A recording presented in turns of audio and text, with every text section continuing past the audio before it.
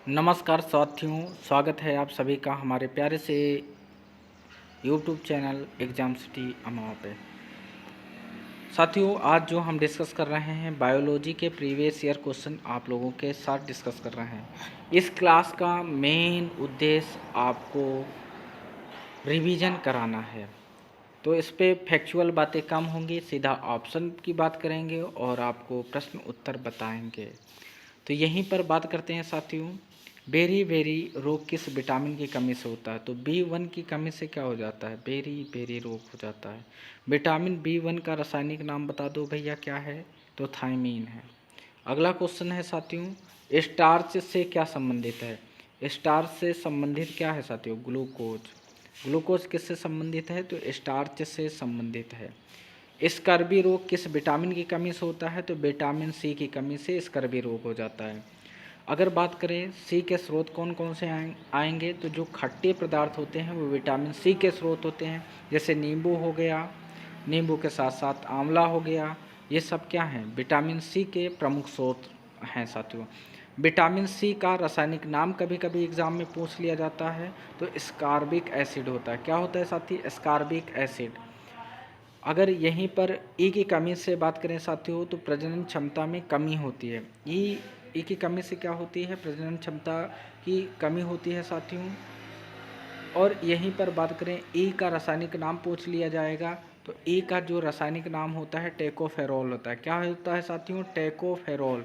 ई का क्या रासायनिक नाम है, टेकोफेरोल। क्या है, टेकोफेरोल, याद रखना। पेप्सिन होता है, एक प्रकार का एंजाइम है।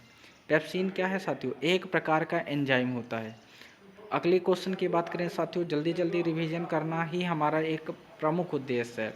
दंत इनेमल को कठोर कौन बनाता है, फ्लोरीन बनाता है। कौन बनाता है, फ्लोरीन बनाता है।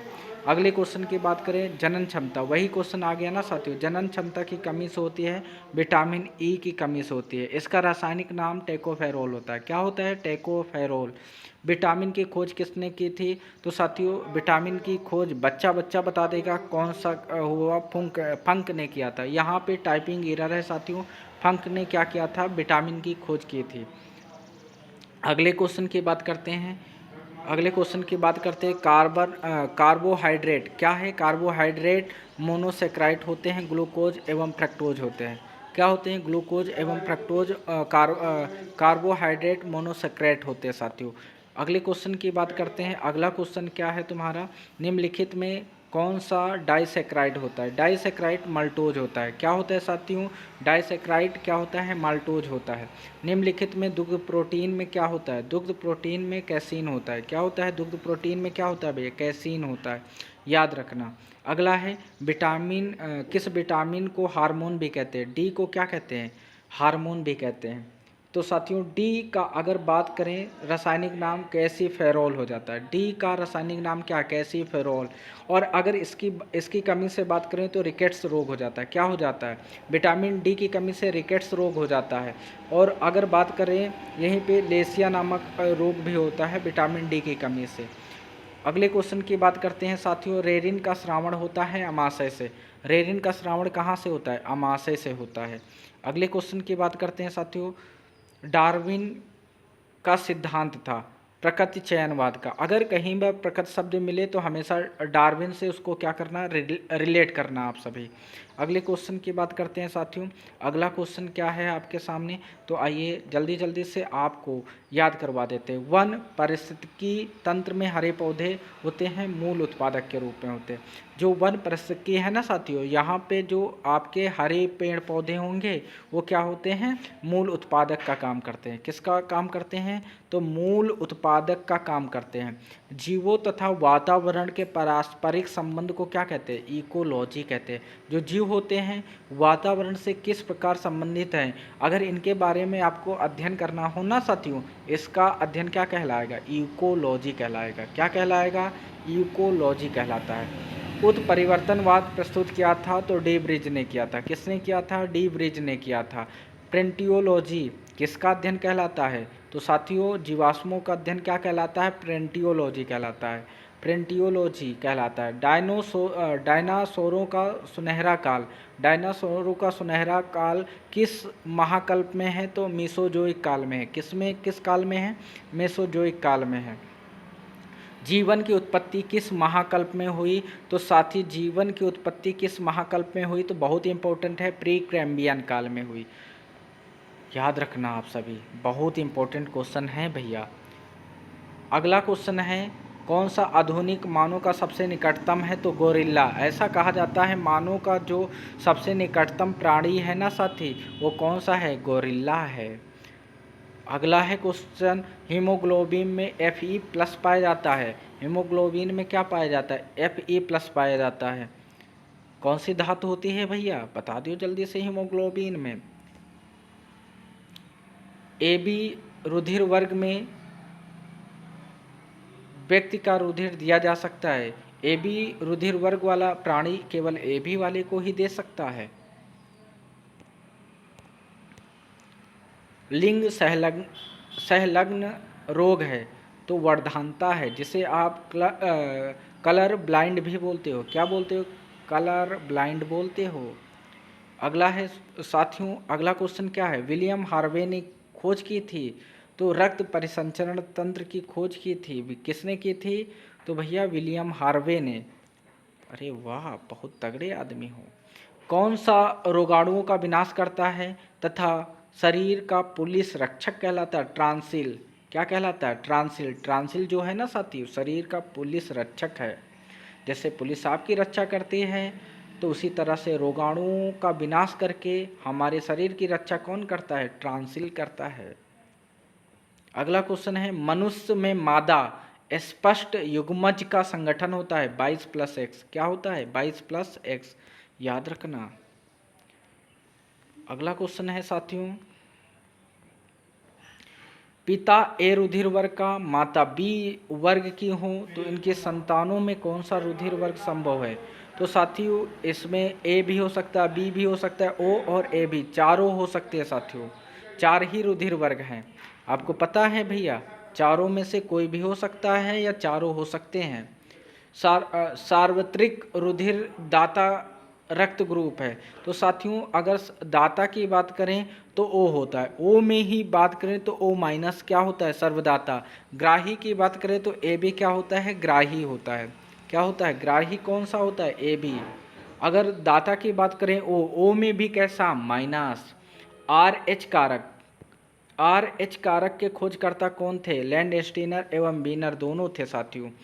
अगला है, सूत्री विभाजन के बीच किस अवस्था में गुणसूत्र विपरीत ध्रुवों की और गति करते हैं? तो एनाफेज। किससे? एनाफेज में भैया। अगला है, अगला क्वेश्चन है आपका, अगला क्वेश्चन है वृद्धि वलय। क्या है भैया? वृद्धि वलय किसकी क्रिया से बनते हैं? कैम्बियम की क्रिया से वृद्धि वलय बनते हैं। अगला क्वेश्चन, अनिषेक फल वह है जिसमें होते हैं बिना परागकण और निषेचन के बना फल। बिना परागकण और निषेचन के बना फल क्या होता है साथी? अनिषेक फल कहलाता है। क्या कहलाता है? अनिषेक फल कहलाता है। बहुत तगड़ा। परागकण क्या है? नर युग्मकोद्भिद है। परागकण क्या है? नर युग्मकोद्भिद है। बहुत बढ़िया भैया, बहुत बढ़िया, बहुत कुछ सीख रहे हो। लगातार सीखते रहो भैया, तड़ातड़ तड़ातड़। 34 नंबर की बात करें, आवृत बीजी पादपों में भ्रूणकोश होता है, त्रिगुणित होता है। आवर्त बीजी में कैसा होता है? त्रिगुणित होता है। बीज किससे बनता है? तो भैया बीजांड से बनता है। बीज किससे बनता है? बीजांड से बनता है।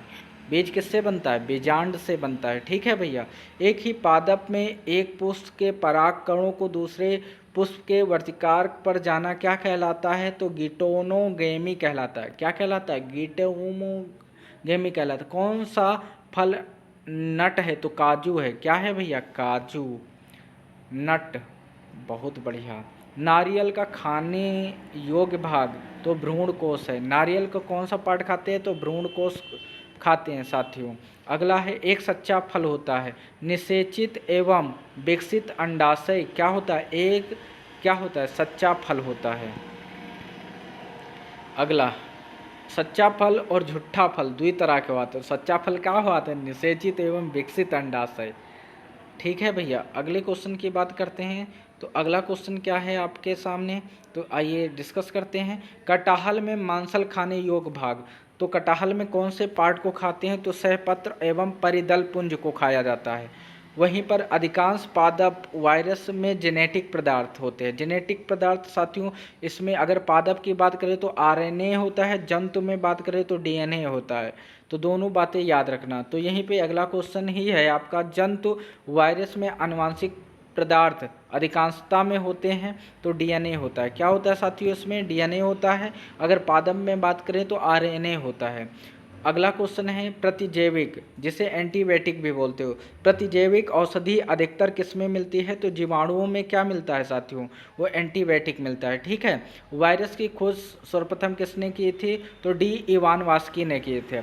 अगर वायरस की बात करें तो डी इवान वास्की ने किया था। जीवाणुओं की खोज की बात करें तो एवी लीवेनहॉक ने किया था। कौन किया था? एवी लीवेनहॉक ने काहे की खोज की थी? विषाणुओं की। वायरस की खोज कौन किया था? डी इवान वास्की ने किया था। तो दोनों बातें याद रखोगे। प्रोटीन की इकाई क्या है? प्रोटीन की इकाई साथियों एमिनो एसिड है। क्या है? एमिनो एसिड है। कोशिका में प्रोटीन संश्लेषण का स्थान है राइबोसोम्स। कोशिका में प्रोटीन का संश्लेषण का स्थान है तो राइबोसोम्स है, याद रखना।